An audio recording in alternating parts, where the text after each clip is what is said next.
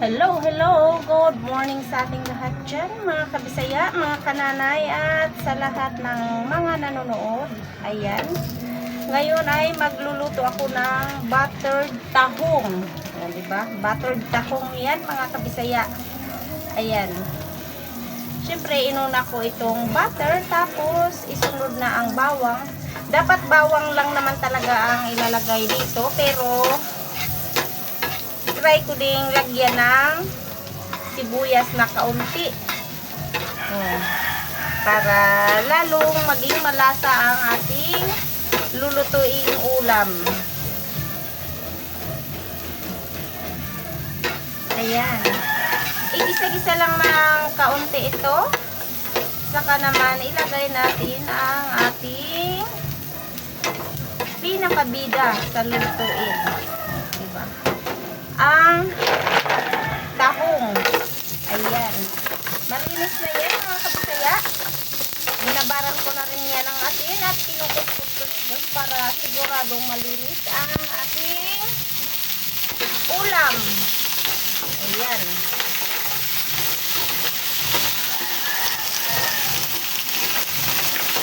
Igisa-gisa lang ng kaunti lang ito at maya-maya lang ay maluluto na rin yan, mga kabisaya.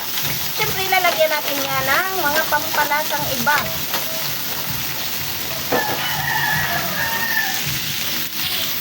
Lagyan ng kaunting magic at siyempre, wag nang lagyan natin yan ng asin dahil maalat na rin yan. Ayan. Takpan lang ng saglit at maya-maya yan ay maluto na yung ating ulam. Ayan, lumabas na ang kanyang mga pinakakatas. At gusto ko sa buttered tahong ay tuyo na siya, yung walang sabaw, para manuot-nuot ang kanyang lasa sa laman. Ayan, patutuyuin lang natin yan ng saglit.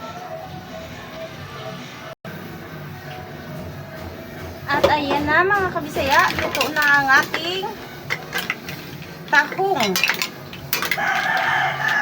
Ang buttered tahong. Try nyo rin ito. Talagang mapapa-unli-rice kayo sa ulam na ito. Dahil talagang masarap. Ayan.